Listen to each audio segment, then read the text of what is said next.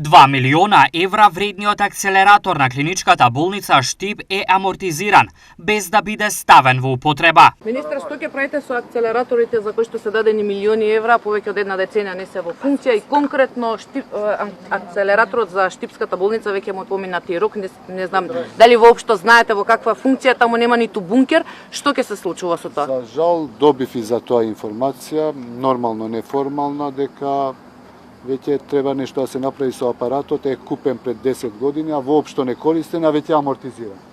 И такви не е само еден пример, има повеќе примери.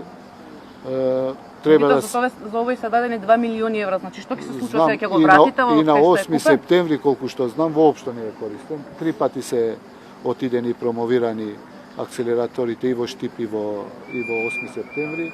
Секако ми треба дополнителна информација и треба да се превземаат одредени мерки. Ако апаратот не може да се користи, ја мислам дека ние сме доста неодговорни. Купуваме апарат од 2 милиони евра и никогаш не го користиме и веќе е амортизиран, треба плюс да се плати за да се фрли некаде. Правиот човек на ФЗО најави зголемување на болничките буџети. Сега предстои ребаланс на буџетот на државата и ќе направиме максимален напор да ги обезбедиме неопходните буџети за лекување и на онкологија, и на хематологија, и на другите болници каде што има условни буџети.